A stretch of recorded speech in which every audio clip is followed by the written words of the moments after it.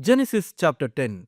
This is the account of the families of Shem, Ham, and Japheth, the three sons of Noah. Many children were born to them after the great flood. The descendants of Japheth were Gomer, Magog, Madai, Javan, Tubal, Meshech, and Tyrus. The descendants of Gomer were Ashkenaz, Riphath, and Togarmah. The descendants of Javan were Elisha, Tarshish, Kittim, and Rodanim.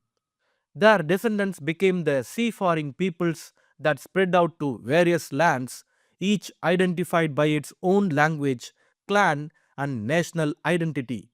The descendants of Ham were Cush, Mizraim, Put, and Canaan. The descendants of Cush were Seba, Havilah, Sabta, Rama, and Septeka. The descendants of Rama were Sheba and Dedan. Cush was also the ancestor of Nimrod, who was the first heroic warrior on earth. Since he was the greatest hunter in the world, his name became proverbial. People would say, "This man is like Nimrod, the greater hunter in the world." He built his kingdom in the land of Babylonia, with the cities of Babylon, Erech, Akkad, and Calneh. From there, he expanded his territory to Assyria, building the cities of Nineveh, Rehoboth, Kala, and Resin, the great city located between Nineveh and Kala.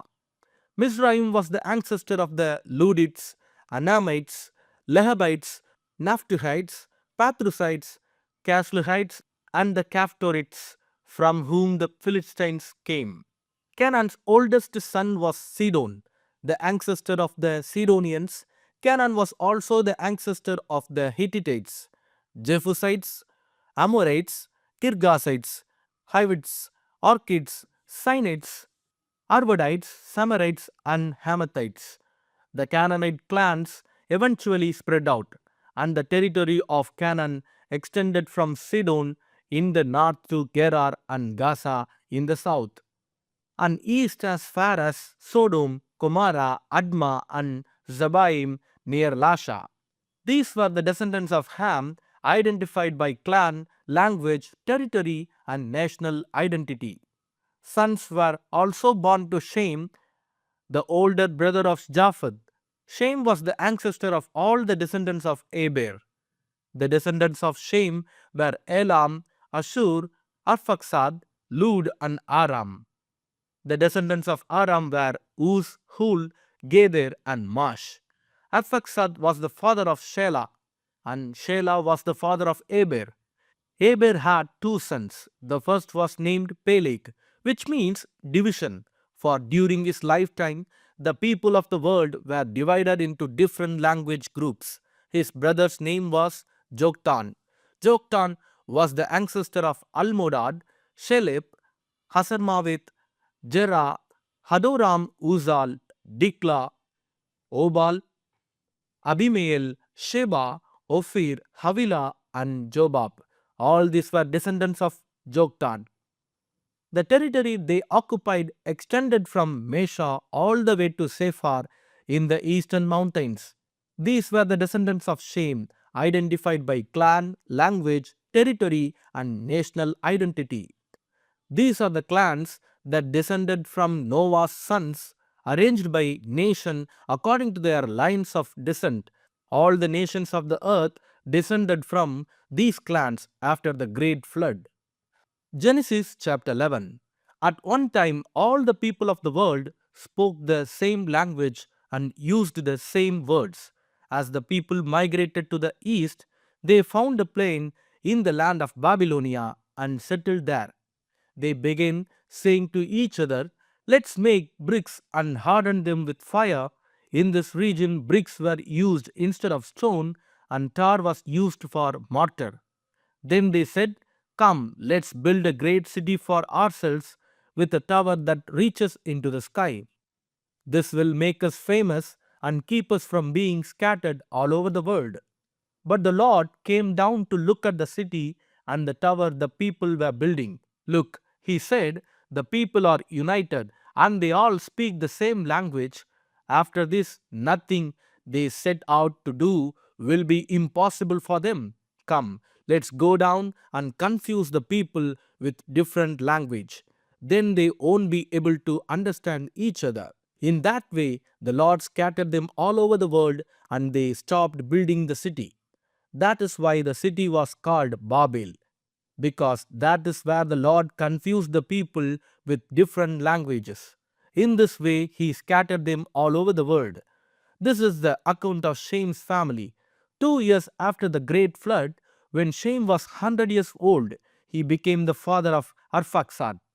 After the birth of Arphaxad, Shem lived another 500 years and had other sons and daughters. When Arphaxad was 35 years old, he became the father of Shelah.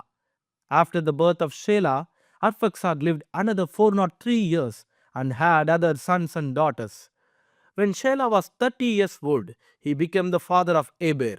After the birth of Eber, Shelah lived another 403 years and had other sons and daughters. When Eber was 34 years old, he became the father of Peleg. After the birth of Peleg, Eber lived another 430 years and had other sons and daughters. When Peleg was 30 years old, he became the father of Reu. After the birth of Reu, Peleg lived another 209 years and had other sons and daughters.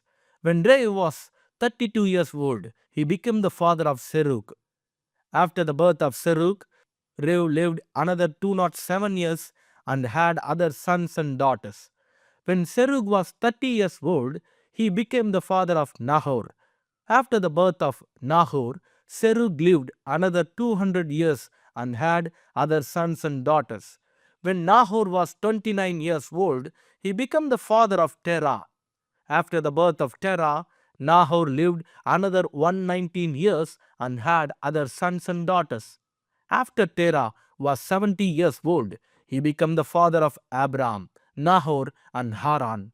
This is the account of Terah's family. Terah was the father of Abram, Nahor, and Haran was the father of Lot. But Haran died in Ur of the Chaldeans, the land of his birth, while his father Terah was still living. Meanwhile, Abram and Nahor both married. The name of Abram's wife was Sarai, and the name of Nahor's wife was Milcah. Milcah and her sister Iscah were daughters of Nahor's brother Haran. But Sarai was unable to become pregnant and had no children. One day, Terah took his son Abram, his daughter-in-law Sarai, his son Abram's wife, and his grandson Lot, his son Haran's child, and moved away from Ur of the Chaldeans. He was headed for the land of Canaan, but they stopped at Haran and settled there. Terah lived for 205 years and died while still in Haran. Psalms chapter 4. Answer me when I call to you, O God, who declares me innocent. Free me from my troubles. Have mercy on me and hear my prayer.